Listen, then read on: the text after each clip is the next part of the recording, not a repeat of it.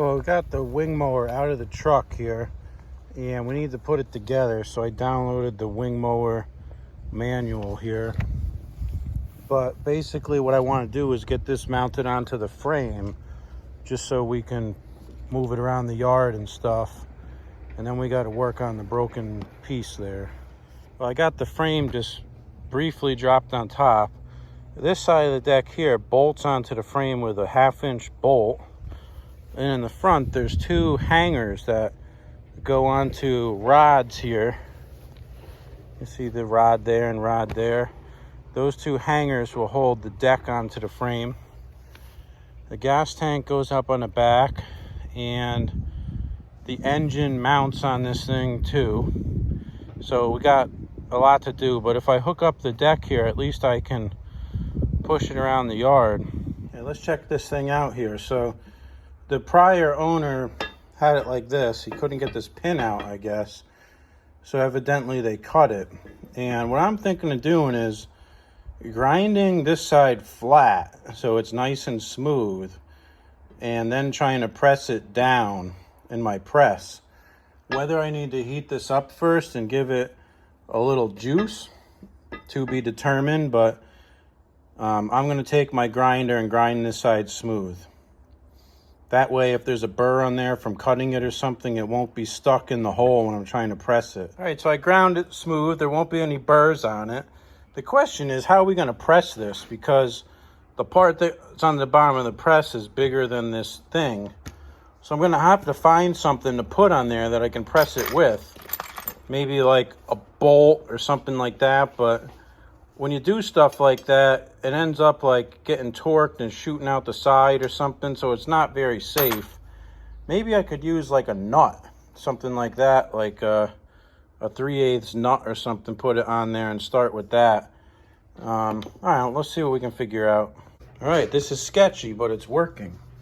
I put the 3/8 nut in there and it's going down. It's just that there's such a little bit of surface area around the outside to hold it in the press. I'm like holding this plate down with my right hand and pulling on the lever with my left hand and cranking it. So let's see if we can get it out a little more. Maybe if we get it moving a little bit, we can just hammer it out. Pull out. And shoot that plate out. But it's still... Look how much it came out. It came out about the width of a nut. So it's going to come out. We just got to get a better, more secure way. Maybe now that it's out a little bit, we can find an easier way to hold it in the press. All right, let's see if we can line this up with this bolt on there. This is sketchy 101.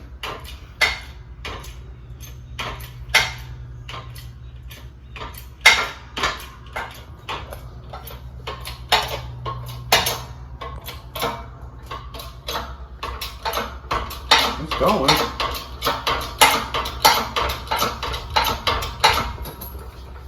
It's coming.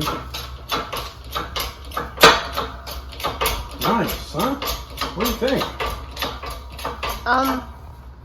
Is my finger in front of the camera again? Better not be. It's working. Cool. All right, we're bottomed out on the bolt. Let me let this thing out.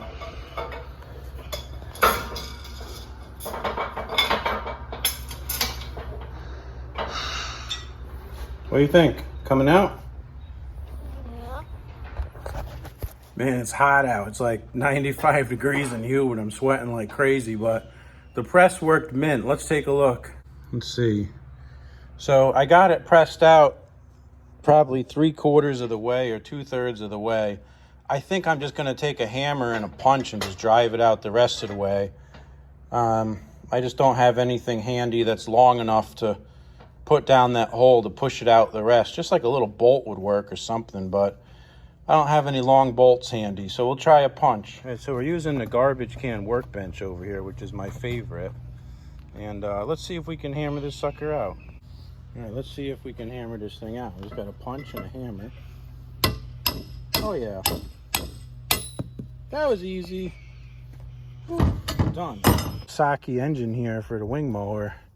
I found a key in a bag of parts, and we're gonna hook up the spark tester and see if we got any spark.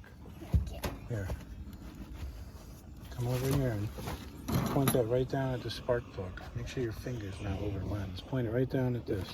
All right, ready? Did it light up? Orange. Let's try it again. Good? Yep. All right, that's all we need. Well, had to take a little trip over to Napa, and when I was going to the mowing, I was having a lot of problems with the lights on my trailer, and the plug on the back of my truck was all wonky, and I tried soldering a new plug on there, but the wires that were coming to the plug were all corroded and nasty. So I ended up going on Amazon. I bought a brand new plug for the truck. It was made by Kurt, which is who made the one I had before. And it was cheap. It was like $13.99 or something. And they give you the whole connector that plugs in under the back of the bed and goes out to the back with the 5-prong connector on it. So I got that. I put it in. And I bought another one for the trailer side. I was going to snip the wires and solder it onto the trailer. And then I started looking at it. So I'm going to test everything on the trailer first. So I took my booster pack and just ran 12 volts into the trailer. And I determined I had some dead light bulbs. So I literally just went to Napa and bought a whole bunch of light bulbs. It cost me like $5.99 to get 4 light bulbs. So let's put them in and see if we can get it working. Running some errands, filling up on gas. My gas can was totally dry. But dude, gas is down to $3.97. I can't believe it. I'm actually happy that it's $3.97. Wow. Check out this dude's bike over there. I don't know what the heck that thing is. It's like a bike and it's got a car on the back, but gas is $3.97. Right, so that bulb that's white colored, what would tip you off that that thing's dead? I put my voltmeter in the socket and it's got 12 volts, so we definitely have a bulb issue. So let's go replace that bulb. The little bulbs are for the yellow side markers over here. The one on the other side's been dead. Got 12 volts in that socket, but nothing at the bulb, so we'll replace them. We'll see what happens. I hook up the trailer to my jumper box here, and I just clamp the positive on all the different terminals there. I just have an end here that it's just a bare end to plug in there and just test it. So far so good. All right, let's turn this thing on, and I got it hooked up right now to the right rear, which is the one I just put the bulb in. See if it works. Score. It's working. Awesome. So that's good news. Let me turn it off. And what I did is I take a little 1/4-20 nut and just thread it over the thing and clamp that in the jumper. Let's put it onto the brown wire, and that should be those side lights, I believe. All right, let's see. All right, this one's good. Let's go over to this side, see if that new bulb works. Nope, new bulb's not working. Ah, yeah, piece of junk. It's like it's all loose in there. I don't get it. Get my voltmeter again and test in that socket. I don't understand like these things, why they suck so bad. Let's see. Here's my voltmeter. Let me put it on DC. And let's see. I shoved this in there. I've got 12 volts. Why ain't the bulb working? That's weird. Is it like... Oh, there we go. I think the socket's loose. See that? Maybe I can bend the metal in there, tighten it up a hair. It just seems to be like loose. It's just weird. It's all full of dirt and junk. It's just a piece of junk. Let's see, I'm just gonna take this screwdriver here and And maybe bend those tabs a little bit. This one on the top seems to be really loose. I don't know. Let me see if that makes it any better. Let's see. Yeah, that's all it needed, a little bend. I really don't get why these trailers are such junk. I mean, I use this thing like 6 times a year, and there's always a problem with something. Why would the tail light be dead when I use it 6 times a year? You know, you could have a car for like 10 years and the tail lights never go dead. I just don't get it. But anyways, all our lights should be working now, so I'm happy. And I'm gonna back my truck up to it and test it on the truck and make sure everything works. All right, it's hooked up to the truck now, to the new plug on the truck. And let me see. Let's go over here and just turn the headlights on. That'll be our first thing. Let's see. The yellow's on, good.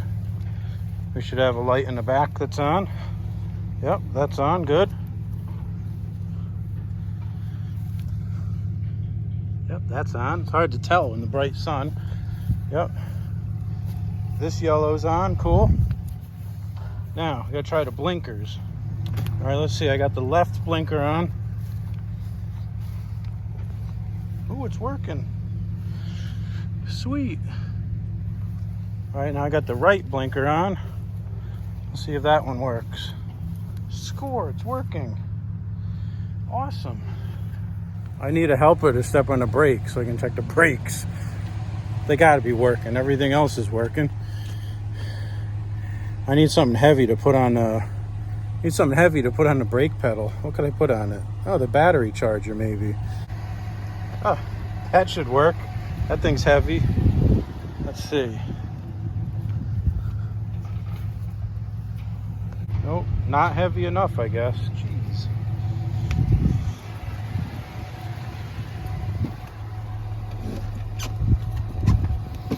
I'm gonna hit the gas pedal with it.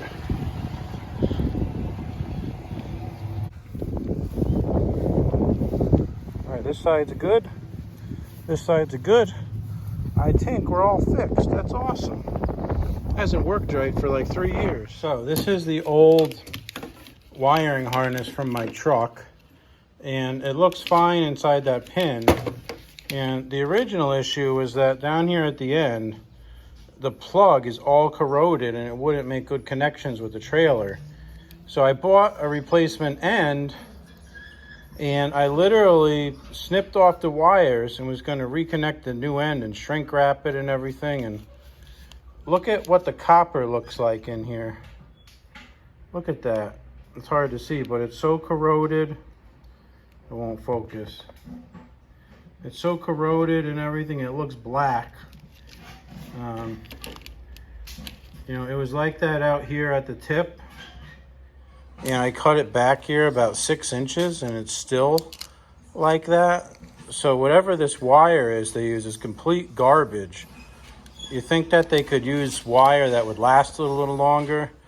I want to say this thing's about 8 years old, maybe something like that. It's not that old. And it should not look like you pulled up the Titanic when you look at this wire, but I guess for 13 bucks, just replace this whole thing, so who cares? But it's just the principle of using crappy materials. Why not make it like $15 and use good wire instead of $13 and use junk wire?